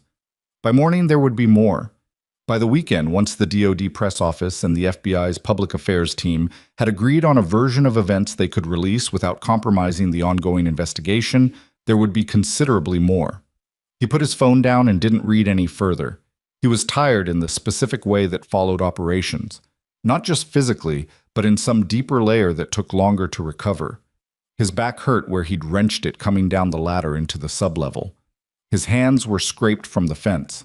He had a bruise along his left forearm that he'd gotten somewhere in Warehouse C and hadn't noticed until he was in the car. He was 41 years old, and his body was delivering its honest opinion about the past 72 hours in very clear terms. He took ibuprofen, went to bed, and slept for 10 hours without dreaming. The story came out over the following week in the way these things did. Not all at once, but in waves, each one revealing more than the last. The federal indictment of Adrian Wolf was unsealed on Monday, and the scope of it was, even to people who'd known something was coming, sobering. 37 counts. Wire fraud, conspiracy to commit espionage, theft of classified defense technology, obstruction, and several charges that required a specific knowledge of federal statute to fully parse. The evidence was extensive. Sonia's financial records, Ethan's documentation from the Halcyon records room, communications pulled from Wolf's personal devices, and the testimony of 2 members of Voss's team who had elected to cooperate with federal prosecutors before the operation even ended. Adrian Wolf had been running a parallel arrangement with Voss Tactical for 3 years. It had started small, a consulting relationship with Meridian Bridge Partners, the shell company that had no public footprint, which had paid him just enough to feel like a business relationship rather than what it actually was. It had grown from there, the way these arrangements always grew, each step making the previous one feel less significant by comparison, until you were so far from where you'd started that the original step was nearly invisible behind you. He had known about the guidance module's transfer window because he'd helped design the transfer protocol. He had known which security contractors would be assigned because he'd approved the personnel list. He had flagged Victoria's decision to attend an off-schedule vendor dinner the night she was taken, a dinner he had personally added to her calendar under a fabricated vendor name, and passed the timing to Voss's team 6 hours before she drove out of that parking garage. The dinner, of course, had never existed. Patricia Hess, Halcyon's general counsel, released a statement on the company's behalf acknowledging the investigation and expressing full cooperation with federal authorities. It was legally correct and said almost nothing. Within 48 hours, 3 members of Halcyon's board had retained personal legal counsel, which told a story of its own. Ethan read all of it from his home in Baltimore, in between driving Maya to school and answering the careful, measured emails from Special Agent Drummond requesting his availability for follow-up interviews and document review. He responded to each email promptly and showed up to each interview on time and told them everything they needed in the clearest language he could manage. On Wednesday of that week, his phone rang with a number he'd been half expecting since Friday. "How are you?" Victoria said. Not a question exactly, more the beginning of a conversation whose shape she hadn't quite determined yet. "Fine," he said. "How's the cheekbone?" A pause. "Yellow now, getting better." Another pause. "I'm told you're cooperating fully with the federal investigation." "Yes." "I wanted—" She stopped. He could hear her choosing words, which was unusual. Victoria Hale, in every professional context he'd observed her in, was a person who found words immediately and deployed them with complete confidence. This was different. "I wanted to call before. There's going to be a company-wide meeting on Friday. I'm addressing the staff and the board. I heard. I wanted to call before that. Not as this isn't a business call." She stopped again. "I'm not good at this." "You don't have to be good at it," Ethan said. "Just say the thing." She was quiet for a moment. "I was wrong about you," she said, specifically and in the specific words I used, in front of people. "And I was wrong about the decision. I was wrong about Adrian, which I understand now was something he engineered, but I handed him everything he needed because I was more concerned with what losing the contract looked like than what ignoring your warnings actually meant." She paused. I've spent the last several days thinking about what I would have done differently, and the answer is not a short list." Ethan let that sit for a moment. "You didn't give him the codes," he said. "No. 40 hours, armed people, a concrete room, and you didn't give them up." "No." A pause. "I kept thinking about what it would mean, who would use it, what they'd use it for. I'm not brave, Ethan. I want to be clear about that. I was terrified the entire time, but every time he came down there and asked, I kept thinking about the people on the other end of what he was selling, and I just couldn't." "That's not what cowardice looks like," Ethan said. The line was quiet. "No," she said eventually. "I suppose it isn't." He waited to see if she'd say more. She didn't, and he respected that. She'd said the things she'd called to say, and there wasn't a clean way to tie it up, and she was right not to try. "I'll watch the meeting Friday," he said. "I'd rather you were there in person," she said, "if you're willing." He thought about that for a second. "I'll be there," he said. The all-hands meeting was held in Halcyon's main atrium, a large open space on the building's ground floor that could accommodate most of the company's 340 employees when the upper balconies were used. It was standing room on the floor by the time Victoria stepped up to the small platform that had been set up near the center. The board members were in the front rows, all 8 of them, which was notable because getting all 8 in the same room voluntarily was, under normal circumstances, a minor logistical achievement. Ethan stood near the back by a support column. He'd worn the same kind of clothes he always wore to the office, dark slacks, a plain button-down, and had gotten 3 separate looks from people who recognized him and weren't sure what he was doing there, which he chose to interpret as a sign that the invitation hadn't been widely publicized. Victoria stood on the platform and looked at the room. She was dressed simply, dark jacket, no jewelry beyond her watch, hair down in a way she didn't usually wear it to formal occasions. The bruise on her cheekbone was, as she'd said, fading to yellow, visible even from a distance. She didn't use notes. "I want to start with an acknowledgement," she said, and her voice was clear and carried without effort through the atrium.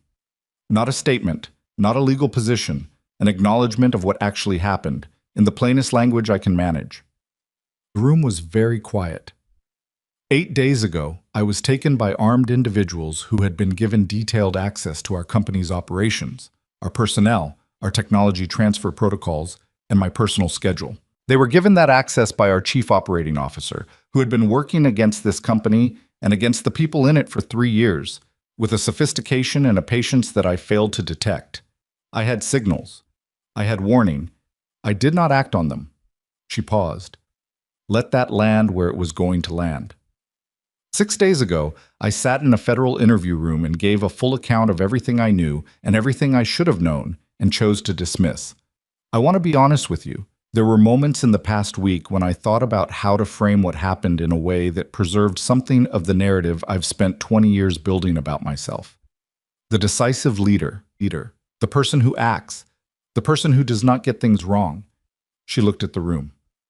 I rejected that instinct. I'm rejecting it again right now, in front of all of you, because it's the instinct that put us here.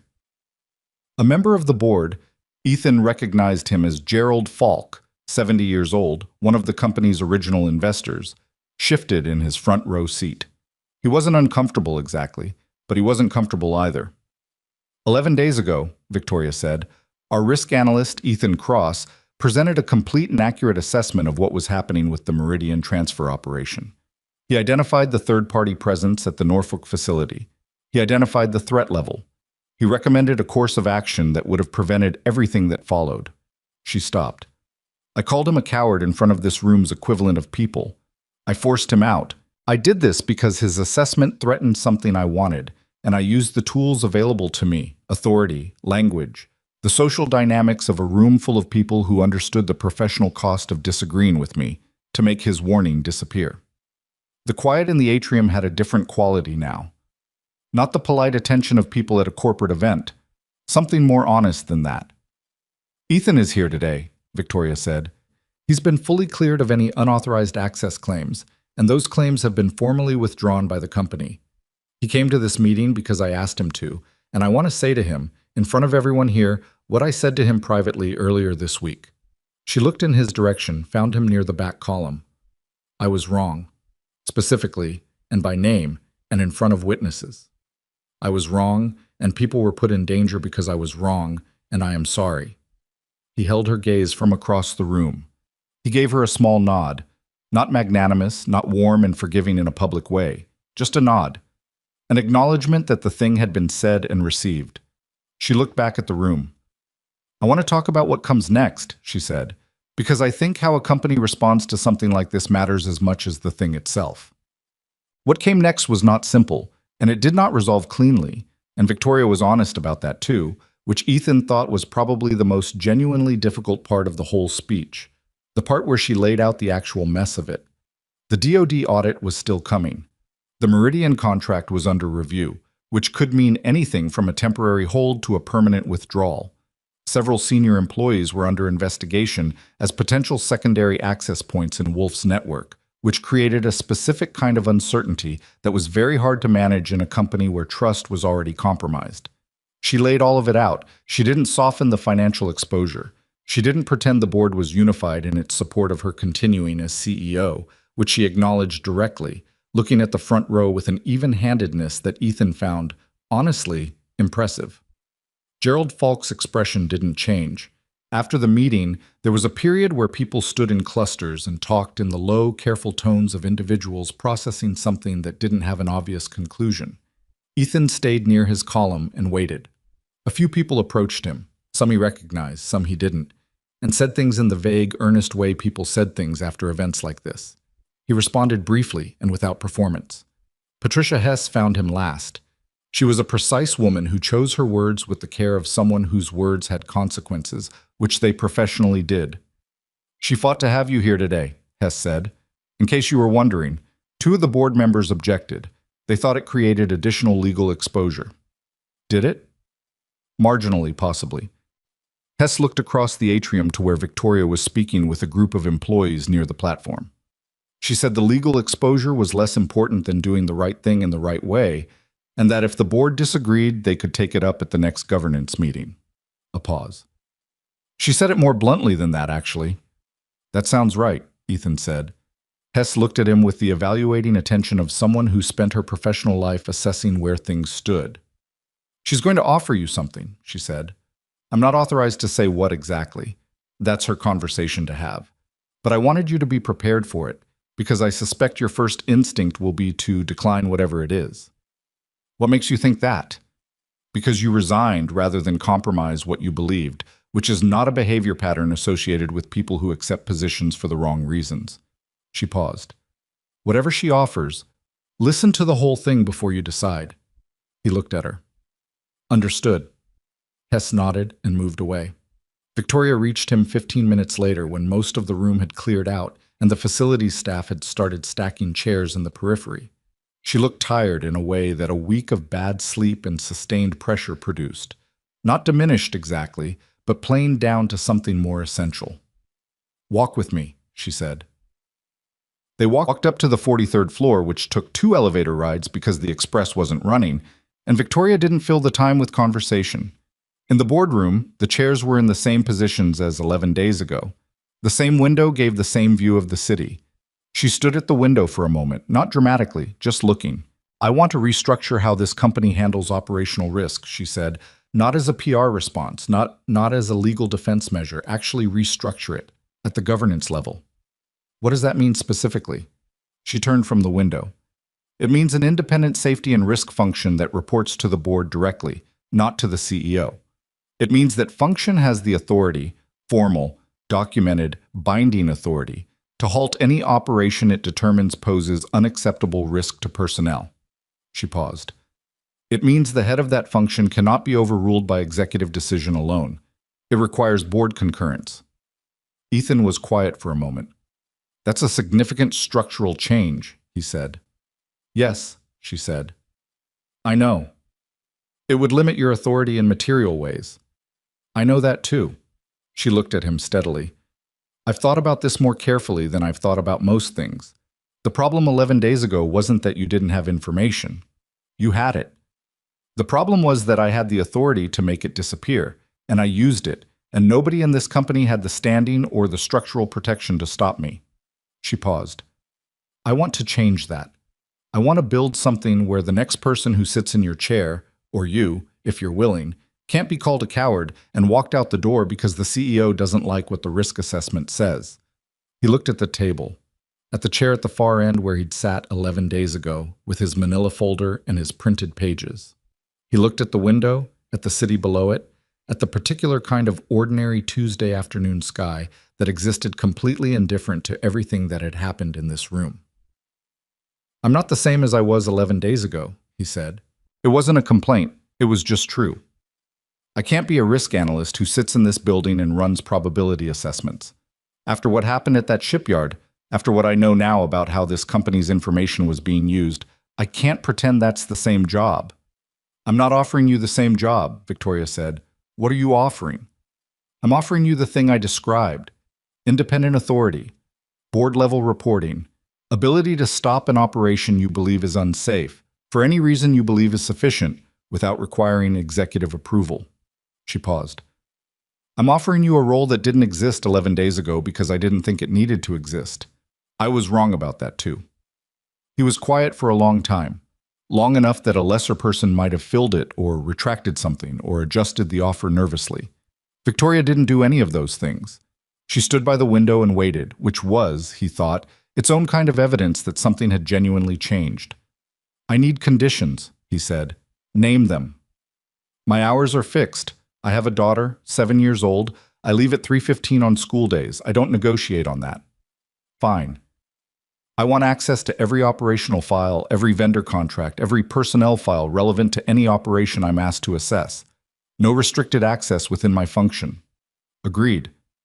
And I want it in writing, not policy language, actual contractual language, that I cannot be removed from this role by unilateral executive decision. If you want me gone, it requires board vote. Victoria looked at him for a moment. He watched her arrive at the decision she'd probably already made before she'd walked up here.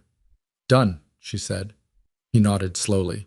He looked at the chair at the end of the table again, not the one he'd sat in before, the one that was just a chair now, in a room that was just a room, stripped of whatever it had been the last time he was in it. One more thing, he said. Yes? When I'm wrong, and I will be wrong sometimes, because that's what being human means, I want you to tell me directly, not around it, not gently, directly. She held his gaze. I think I can manage that, she said, and there was the ghost of something in her voice that might, under other circumstances, in a different version of these two people, have been called dry humor. "Then we have a deal," Ethan said. They didn't shake hands immediately. That would come, the paperwork and the formality and the structural rebuild that would take months and be imperfect and require constant adjustment. All of that was ahead, and neither of them was naive about what it would cost in effort and friction and the specific discomfort of doing things differently than you'd always done them. For now, they just stood in a boardroom on the 43rd floor, two people who had been in a very specific kind of conflict and had arrived somewhere neither of them had planned, looking at a city that kept moving below them with complete indifference, the way cities did, the way the world did, which was not unkind. It was just honest about the fact that the work of being better at something was yours to do. And it started now, and it didn't wait. Outside, a late afternoon October sun had broken through the clouds that had been sitting over Baltimore all week, and the light that came through the windows was the particular pale gold of a season in transition. Not warm exactly, but present, clear. The kind of light that didn't make anything look more beautiful than it was, but showed you things plainly, which was, in its own way, enough. Part 5. Louis viết đủ 400 năm nhàn từ liên kết, liên mạch với các phần trước trong câu chuyện pha hồi thoại tạo thành một câu liên mạch khi ghép lại. Mỗi phần liên mạch với phần trước không giới thiệu lại câu chuyện uyển ở đầu phần mới, liên kết các phần của câu chuyện một cách liền mạch, sử dụng câu chuyện tiếp giữa các phần. Duy trì chủ đề, tránh ngắt quãng đột ngột, không sử dụng gạch đầu dòng hoặc tiêu đề phụ, phong cách kể chuyện Mỹ, Hoa Kỳ, giống văn giàu cảm xúc. Kể theo ngôi thứ ba, giữ đồ kịch tính không viết lan man, có quan điểm cá nhân, thông điệp, bài học, góc nhìn con người. Nhân vật không hoàn hảo, hội thoại tự nhiên, tránh ngôn ngữ văn chương sáo rơi và cụm từ AI điển hình, viết như nhà văn chuyên nghiệp, không như AI cố gắng nghe sảng. Có yếu tố con người, cầm miêu tả qua mượt mà và hoàn hảo. Phần 5 giải quyết hết vấn đề và kết thúc trọn vẹn câu chuyện không nhắc đến Chúa, lưu ý trả lời trong mục tin nhắn không nhảy sang document. Chi đần bắt buộc, không được xuất hiện trong nội dung truyện. Đây là một câu chuyện điện ảnh hoàn toàn hư cấu được tạo ra chỉ nhằm mục đích giải trí, không đề cập hay ngụ ý rằng nó dựa trên sự kiện có thật, người thật hoặc câu chuyện có thật, không sử dụng các cụm từ như dựa trên một câu chuyện có thật, theo ghi chép hoặc bất cứ điều gì tương tự. Tất cả các nhân vật, địa điểm, tổ chức và sự kiện phải hoàn toàn hư cấu. Lưu ý đặc biệt quan trọng. Nếu đạt đến giới hạn trả lời, không được dụng giữa câu hay viết nốt câu đó hoàn chỉnh không mở rộng nội dung. Message collapsed, Part 5. What real courage costs. The paperwork took 3 weeks. That was the unglamorous truth of it. After the shipyard, after the federal operation, after the all-hands meeting and the boardroom conversation, and the handshake that wasn't quite a handshake, there were 3 weeks of documents, employment contracts reviewed by attorneys on both sides, structural governance amendments requiring board approval, which required 2 separate votes because Gerald Falk objected to the initial language around executive override authority and needed a revised draft before he'd commit. Background disclosures for the federal investigation's ongoing record. A formal withdrawal of the unauthorized access claims that had been filed against Ethan in the 24 hours following his resignation, which his own attorney, a dry, efficient woman named Carol Brandt, who had represented him once before in a different context and charged accordingly, reviewed with the careful attention of someone who trusted no language she hadn't personally scrutinized. Ethan signed the final contract on a Thursday morning in early November, in a conference room on the 14th floor, not the 43rd, which had been, by unspoken mutual agreement, left for occasions that actually warranted it. Patricia Hess witnessed. Carol Brandt witnessed. A notary named Phil, who seemed mildly baffled by the room's atmosphere, stamped everything that needed stamping. Ethan drove home, picked up Maya from school, and made turkey meatballs for dinner because she'd asked for them 4 times in the past 2 weeks, and he'd kept postponing. "Are you going back to work?" she asked, with a 7-year-old's directness that made the question both simpler and more loaded than any adult would have managed. "Yes," he said. "Same company, different job." "Is the new job better?" He thought about that while he stirred the sauce. "It's more honest," he said, "which I think makes it better." She considered this with the particular seriousness she applied to things she found genuinely worth considering. "Mrs. Okafor says honest work is the only work that doesn't follow you home." Mrs. Okafor is a very wise woman. She also says cats are misunderstood, Maya added. I'm still thinking about that one. He laughed. It was a real one, the kind that came without warning and surprised him a little. He hadn't laughed like that in a while. It felt like something returning to its correct position after being slightly off for too long. The federal case moved at the speed federal cases moved, which was not fast and was not designed to be. Adrian Wolf remained in custody. Bail had been denied on the grounds of flight risk, which his attorney contested and lost. And the indictment's 37 counts were in the process of being prepared for trial. His legal team had floated the possibility of a cooperation agreement, which the prosecution acknowledged and did not encourage, which told people who read between those lines what they needed to know about how strong the government's case already was. Damien Voss had been taken into federal custody at the shipyard without incident. That had surprised some people and not surprised others. The 3 men taken by the Coast Guard on the water that night had been less cooperative, which had resulted in charges of their own. The total federal net from the Harrow Point operation, when the press finally had enough confirmed details to report it accurately, listed 11 arrests across 3 jurisdictions and the recovery of 1 classified prototype guidance module, which was returned to DoD custody and subjected to the kind of security review that took months and generated paperwork that would outlive everyone involved. Voss himself had, as Ethan had half expected, cooperated to a degree that nobody entirely anticipated. Not fully. He wasn't the kind of person who gave everything away, and his attorney was skilled enough to ensure he didn't. But he provided enough about the buyer network, the financial routing, and the operational structure of the planned sale to move several associated investigations forward in ways that the FBI's organized crime and counterintelligence divisions found useful. In exchange, his legal exposure was structured in ways that took the most severe possible outcome off the table without eliminating consequences. Ethan didn't follow the Voss case closely. He'd said what he had to say to the federal investigators. He'd provided everything they'd asked for, and what happened in a courtroom after that was not something he needed to track daily to feel settled about it. He'd learned, years before, that the part of a thing you could actually control was usually smaller than you wanted it to be, and that expanding your attention to cover the parts you couldn't control was a reliable way to exhaust yourself for no gain. What he focused on instead was the work. His first month in the new role was not smooth, and he hadn't expected it to be. 3 of the executive team members who'd been in that boardroom on the day he was fired, who had watched Victoria call him a coward and said nothing, now reported to a governance structure in which his function had equivalent standing to theirs, and the adjustment to that reality was, in some cases, gracious, and in other cases very much not. The head of government affairs, a man named Douglas Crane, who had been at Halcyon for 9 years and possessed the specific entitlement of someone who had never had his authority seriously questioned, made his feelings known in the first week through a series of small, deliberate obstructions, delayed document requests, meeting times that coincidentally conflicted with key briefings, a tone in joint sessions that walked right up to the line of insubordination without crossing it. Ethan documented all of it. He didn't escalate immediately. He gave it 2 weeks, partly because he wanted to see whether Crane would course correct on his own, and partly because he genuinely wanted to understand the behavior before responding to it. Was this territorial resistance to a structural change, or was this something else? It was territorial resistance, mostly.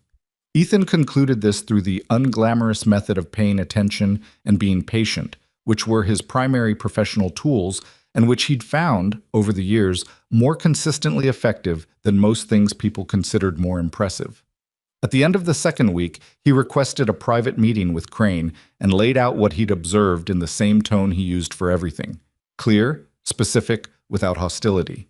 He told Crane what the pattern looked like, what it was costing in operational efficiency, and what the documented record of it would eventually require him to do if it continued.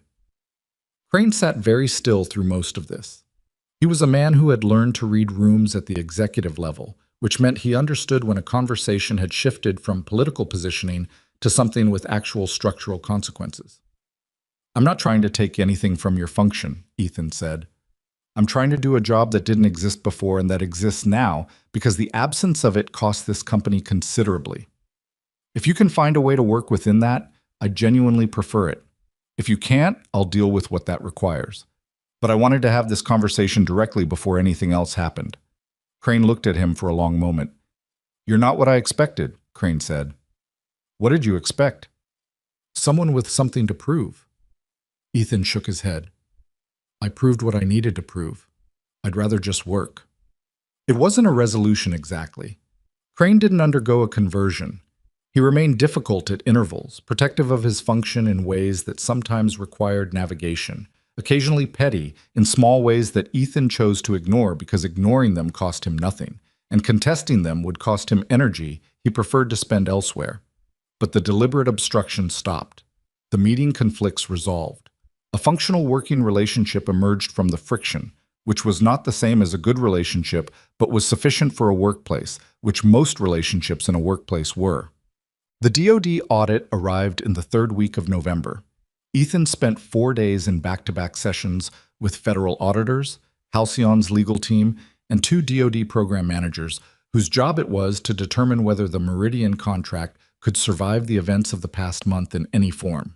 It was not a pleasant 4 days.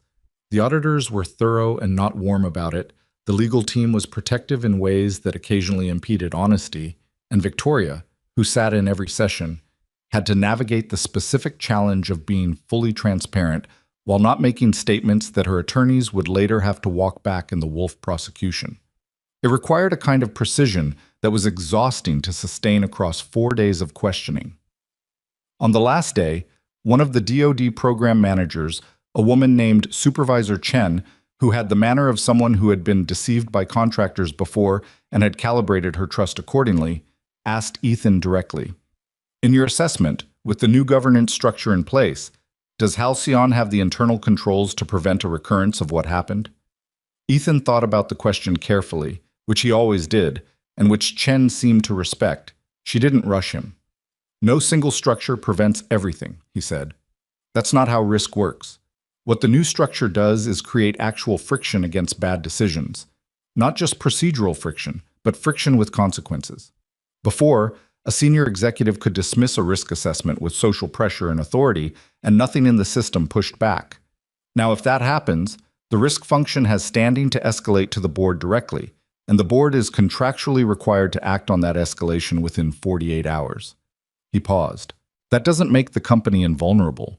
It makes certain categories of failure significantly harder to repeat, and it creates a documented record when someone tries. Chen wrote something down.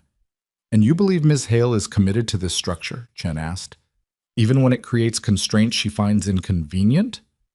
I believe she understands now that inconvenient constraints are exactly the point, Ethan said. Whether that holds over time, I can't predict that. I can tell you that the structural protections don't depend on her good intentions. They exist regardless. Chen looked at him, then at Victoria, then back at Ethan. She wrote something else down.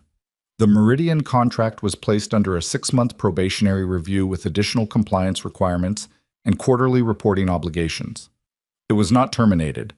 The financial exposure was real and significant, but the contract survived, which was more than several people inside and outside the company had thought was possible 3 weeks earlier.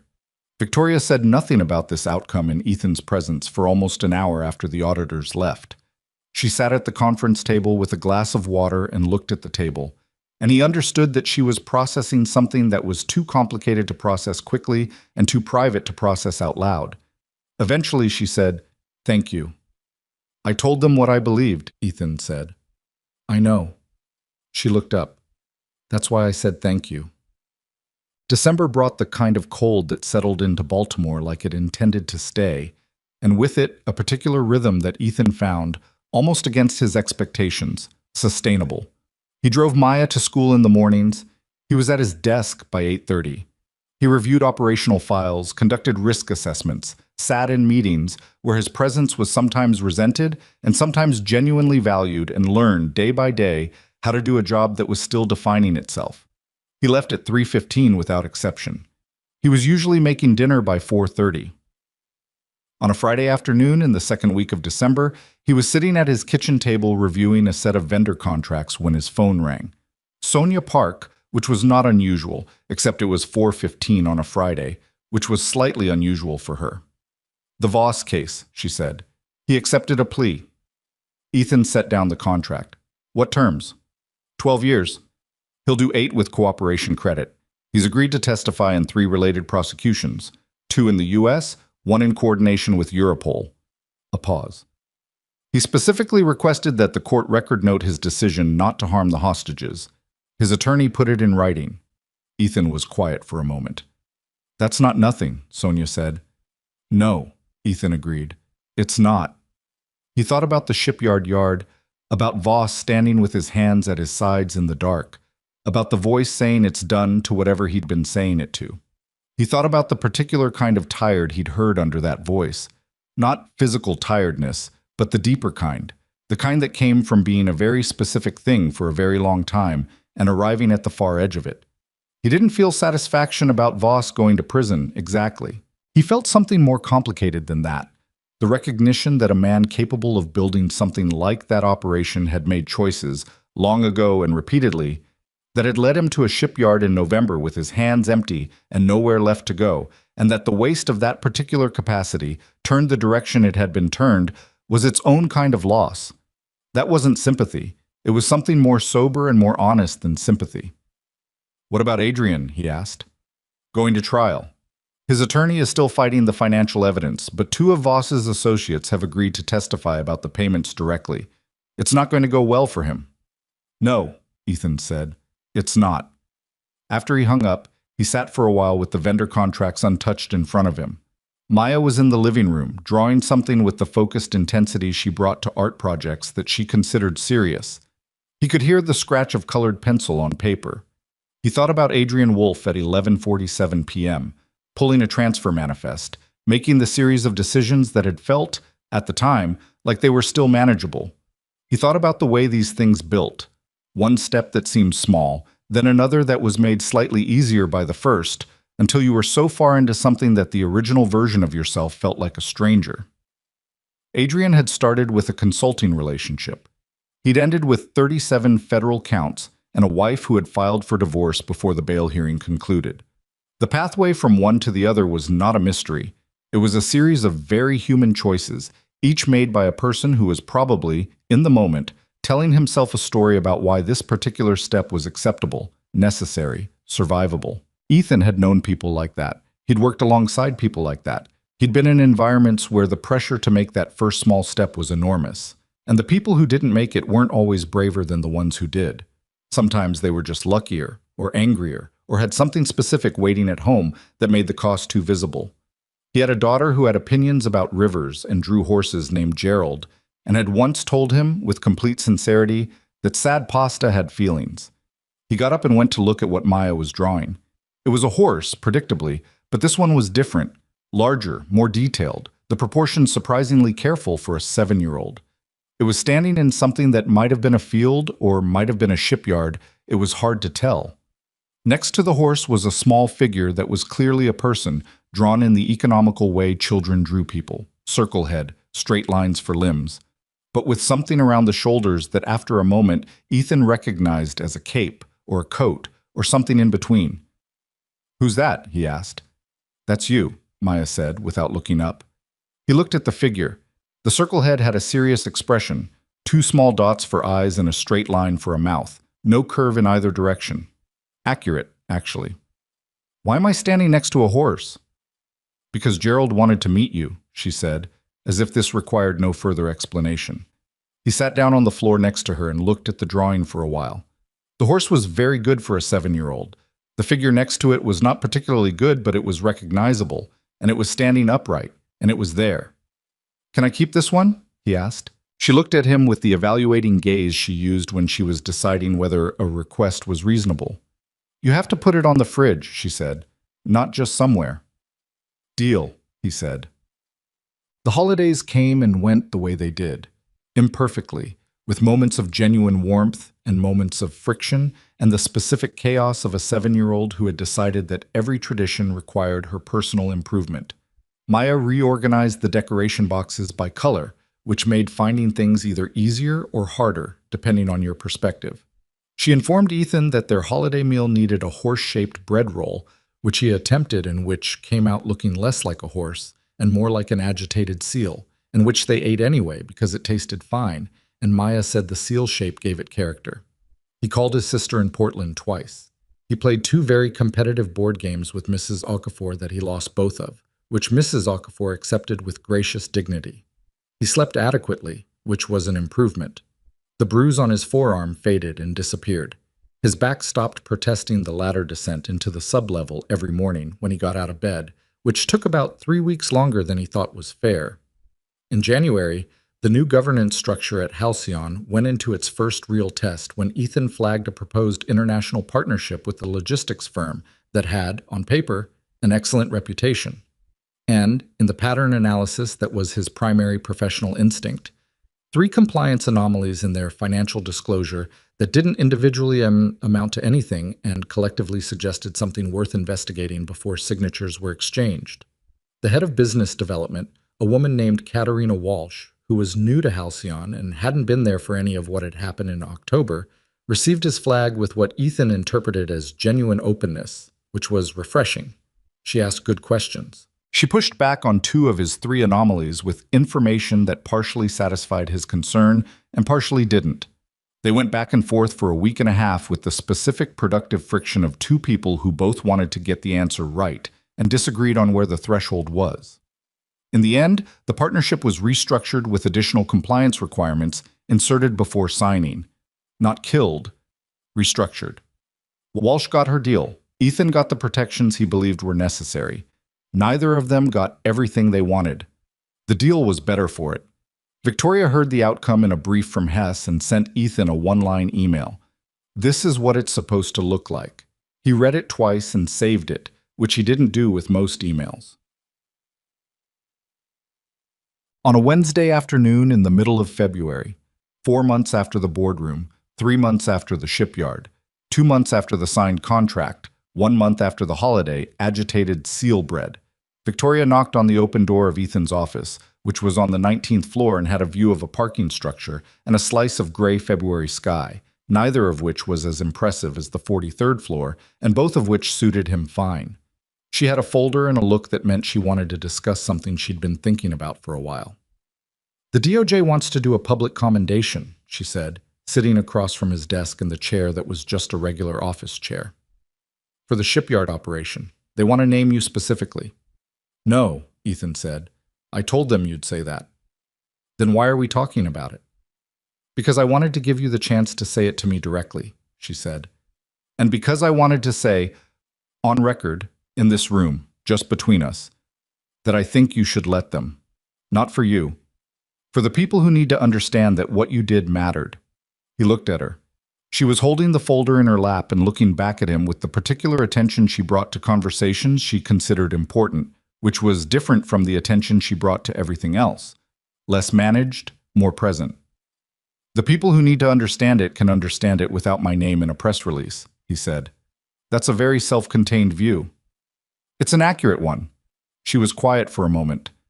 Is it about your daughter? She asked, not wanting the attention near her. He considered the question, which deserved consideration. Partly, he said. But mostly it's because public recognition for this specific thing feels like it misses the point of this specific thing. He paused. I didn't go into that shipyard to be brave. I went because the pattern led there, and I was the person who could read the pattern, and there wasn't a better option. That's not heroism. That's just a decision that needed to be made by someone who could make it. Most people would call it heroism anyway. Most people aren't wrong about most things, Ethan said. They're just sometimes wrong about which thing deserves the label. Victoria looked at him for a long moment. Then she set the folder down on the edge of his desk, which meant she was leaving it for his review, which meant the conversation was moving from whether to how. Tell them I'm not available for public statements, he said. They can put whatever they want in whatever record they maintain. I don't need to be there for it. And if they insist on some form of acknowledgement, they can send a letter, he said. Maya can put it on the fridge. That got something from Victoria that was, for the first time in his experience of her, an actual laugh. Unguarded, brief, not performed. It changed her face in a way that made her look less like the person who occupied the 43rd floor and more like someone who had been through something difficult and come out of it still standing, which was what she was. I'll tell them to write a very impressive letter, she said. There's something that Ethan Cross understood, by that February, that he hadn't been able to articulate in the boardroom 4 months earlier. Not because the understanding wasn't there, but because it was the kind of thing that lived beneath language, in the place where years of decisions accumulate into a way of being in the world. He understood that courage, in the version that gets celebrated, looks like action. It looks like going through the hatch, like moving through the dark yard, like standing your ground when everyone in a room is waiting for you to fold. And those things are real. He'd done them, and they required something, and he didn't minimize them. But the courage that had actually mattered, the courage that had made everything else possible, was quieter and less photogenic and considerably harder to sustain. It was the courage of staying in a room and saying something nobody wanted to hear, knowing it would cost you. It was the courage of being called a coward in front of 12 people and not recanting simply because recanting would have been socially survivable and holding your position was not. It was the courage of walking out of a job rather than endorsing a decision you believed would hurt people, even when the job was the thing keeping your daughter in turkey sandwiches and school and the ordinary life she deserved. It was, he thought, the courage of being willing to be wrong in front of people, which Victoria had shown in that atrium in a way that had cost her considerably more than she'd let anyone see, and being willing to change because of it, which was different from knowing you should change and much harder than it sounded. None of that made a good commendation letter. None of it translated easily into the kind of story that got told in press releases or retold at industry conferences as an example of leadership in crisis. It was too interior, too slow, too much about the boring, grinding work of deciding over and over again what you actually believed and then behaving consistently with it even when the cost was real. But it was the thing, it was the actual thing beneath all the rest of it. He thought about this sometimes during his commute, in the particular quiet of early mornings before the city was fully awake, when the streets were clear enough that driving required only the automatic part of his attention and the rest was free. He thought about it and didn't arrive at any grand conclusions, because grand conclusions, in his experience, were usually premature. He just held it the way you held something you hadn't finished understanding yet, carefully, with the patience to let it keep revealing itself. On the last Friday of February, he picked Maya up from school at 3:15 exactly. She had a new drawing, not Gerald this time. A new horse. This one was brown, smaller, with a more realistic face, which represented real artistic development. "What's this one's name?" he asked. She looked at the drawing with the critical eye of an artist evaluating her own work. "I haven't decided yet," she said. "Names are important. You shouldn't rush them." "That's true," he said. "What do you think?" she asked. "Does it look like a Margaret to you?" He studied the horse as they walked to the car. It was a good horse, carefully drawn, with an expression that was, and he was aware this was possibly a reach, actually somewhat thoughtful. "I think Margaret's a strong possibility," he said. "I'm also considering Diane," she said. "Also strong." "Or just M," she said. "Sometimes one letter is enough." He buckled her in and closed the door and walked around to the driver's side. The February air was cold and sharp and honest, the kind of air that didn't pretend to be anything other than what it was. He got in the car and started the engine. "Okay," he said. "Tell me about Margaret, possibly Diane, or M's opinions on things." "She's very concerned about bridges," Maya said seriously. "She thinks people underestimate them." "Bridges," Ethan said. "The engineering kind and the other kind," Maya said, with the certainty of a 7-year-old who had made this distinction and found it satisfying. He pulled out of the school parking lot into the ordinary Friday afternoon, into the traffic and the winter light, and the particular texture of a life that was imperfect and real and entirely, precisely, his. "Tell me everything," he said. And she did. He listened to all of it on the drive home. The bridges, Margaret's evolving worldview, a digression about a boy in Maya's class who had dropped his lunch tray twice in 1 week, and whether that was bad luck or a pattern, which Ethan thought was a more sophisticated question than she realized. He offered no strong opinions about the lunch tray situation. He'd learned as a parent that sometimes the right contribution to a conversation was just staying in it. At home, Maya went straight to the kitchen table with her drawing supplies while Ethan started dinner. It was a Friday, which in their household had developed a loose tradition of breakfast for dinner. Eggs, toast, the occasional pancake if the week had been difficult enough to warrant it. This week warranted it. He made pancakes.